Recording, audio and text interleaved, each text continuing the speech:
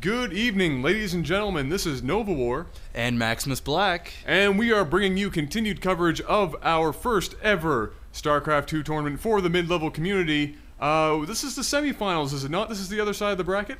Yep, this is the semifinals, and starting over, Dysk. Gladly, sir. Apparently wants to have our babies. Yes. I'll have to double check that with my girlfriend, but I think we're okay. We should be alright. But anyways, in this game, on the right position, we have Tritezz, or Tritezz. I think we're going to go with Tritezz. It could be Tritezz, but we're going with Tritezz because it's easy. We're going to go with Tritezz, and he is a red Terran, and up here at the top, we've got Dysk, and we all seen Dysk on the last cast that we've done, and he is starting up here in the north position as the green Zerg, and this is a Zerg versus Terran. And we are on Scrap Station, and Terran is already kind of at a disadvantage a little bit. Yeah, as we all know, Zerg on Scrap Station does have a bit of an advantage. It'll be interesting to see how Tritezz handles the situation. We know that Dysk, judging by the last games that we have watched him, likes to do a fast expand, which is common against Terran in the first place, but should be super, super common on Scrap Station especially. And here we go, this is probably going to be that fast expand. I'll be doubly as interested to see if Mr. Tritezz actually scouts for this. Yeah, actually, it looks like he may be scouting right now. Usually, if you don't see that spawning pool go up right at 14, it usually means the Zerg is going to do a fast expansion, and especially on a map like this, and especially against Terran. Now that Terran has to build that supply depot before the barracks, and considering that this is such a long run, I mean, this SCV has literally been running for about 10 minutes now, trying to get... trying to say that as serious as possible. That is a marathon. just on a journey here, all the way up to the other side, and unless you get rid of these destructible rocks, which will take a while, Zerg definitely has an advantage in that aspect, and he is getting a spawning pull up, is doing some scouting right now, and I think he thinks something fishy is going up because the spawning pool hasn't finished yet, is going over, and there you go. Sees that the fast expansion is going up, and I think Tritezz right now, or Tritezz, is, I'm just going to go... Tourette's. I think Tritezz right now is saying, oh god, here we go. And as we saw, if you were paying attention to the Productions tab, Tritezz getting a fairly quick orbital command. Very good stuff to have, especially if he's going to use it to get Mule, which I think he might have. I might have seen that. Yeah, there it is.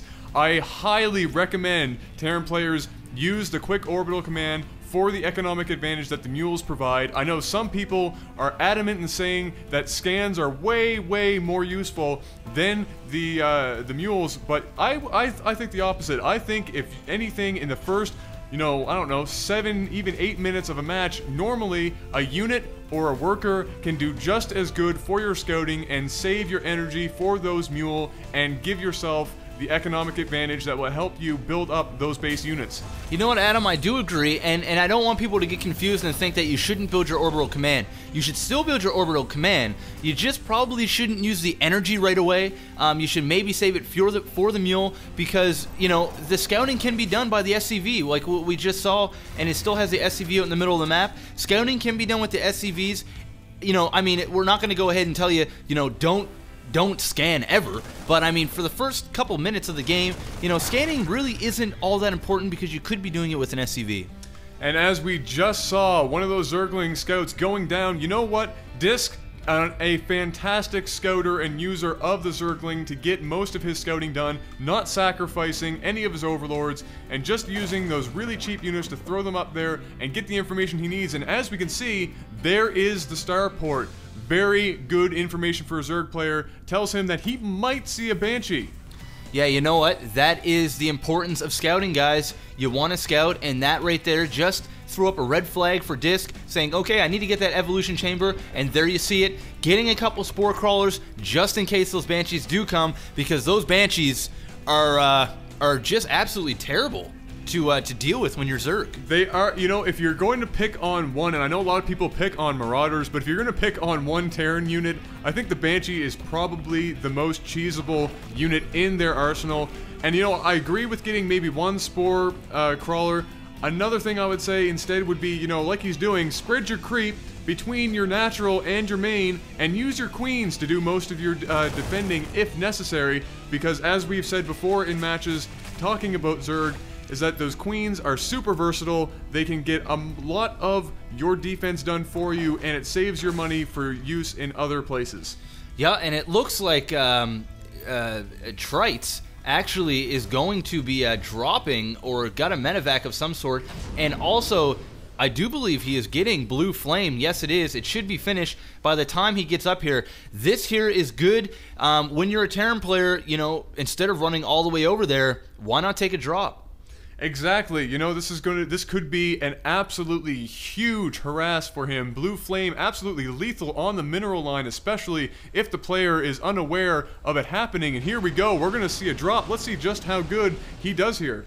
Yep, he's got 4 Hellions in there. Blue Flame ripping 2 drones right now. Ripping another 2 drones. That's 4 drones down. Taking out another drone. That's 5 drones down. 6 drones. He needs to back up those Hellions now. 7 drones down.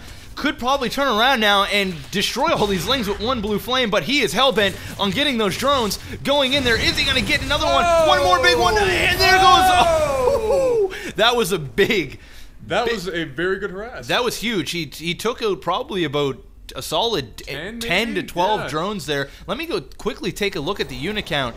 And absolutely murdered. I actually looked at the drone count just a second ago, and Dysk was actually at 32 and now is down to 22 and is now building 4 more. But that attack right there just put Tritezz back into the kind of in the running when it comes to money. Yeah, exactly. You know, he very good. Could have been done better. Obviously, could have kept the medevac alive. Could have used it to get their guys out of there.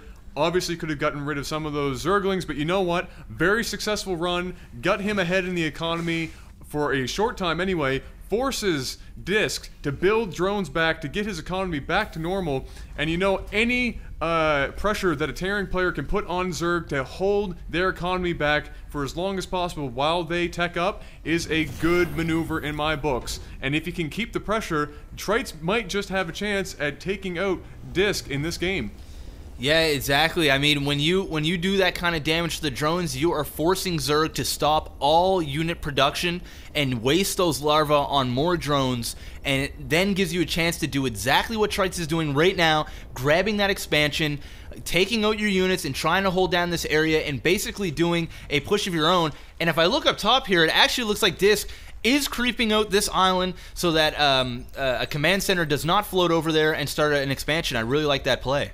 Yeah, and something else we're seeing here is the creep highway. I absolutely love Dysk's play here. Even though he hasn't gotten rid of those destructible rocks, he knows he can spread his creep past those rocks, so in the late game, should those rocks be gone, he will have a super fast way of getting from point A to point B and doing heavy damage, and I believe he'll also creep around the map here like he has in previous games, doing just an absolutely fantastic job. Also, there's the Spire, and there is some more upgrades. Dysk, also a huge fan of heavily upgrading his units, especially if he is given the economic advantage that he is in this match. Yeah, and now it looks like Tritezz is actually getting stint for his Marines and Marauder. You know what I'd actually like to see is maybe another small drop up at the top here and just continuing that pressure to keep these units from coming over here and doing some damage. But it looks like the Zerglings are actually going at these destructible debris right now, and if he gets in there and kills off all these SCVs, that could be some trouble. Could we take a little zoom down there? I like to see those babies up close. A little zoom. Yeah, it never gets old. And as we can see, they are going to get rid of that destructible scrap and get in and probably do some serious damage. As you can see, the Baneling, now with their upgrades done, are going to be a serious threat. And what do you think about that unit placement? You know what? Tritezz right now is playing with fire, and he could get burned if Dysk were to take these Baneling and run them up in and around the smoke inside. These Marine and Marauder and Tank could not see them, and he could pop out there and do some serious damage. But you know what? I'm just as happy with this attack over here, taking out all those SCVs, and he's going to want to run these Ling out of that base before these Marine and Marauder get over there and show him who's boss. Yeah, you know what? Very good. Just bringing in the Ling, only using what he had to get that attack in and getting out. Great harass by Dysk, and as you can see, continuing to bring that creep highway all the way around the map. And at this point, Dysk is now saying, okay, I have a heavy economic advantage. I can sit back and relax a little, build up some units, upgrade, get a little harassment in here. Look at these Muta. That's going to be very interesting because with this creep also, this also means that he can see almost any movement that Tritezz is doing, and as soon as he sees that his units are outside of his base, he is taking advantage of that, getting in there, doing some harassing, and not giving Tritezz a moment to sit back and relax.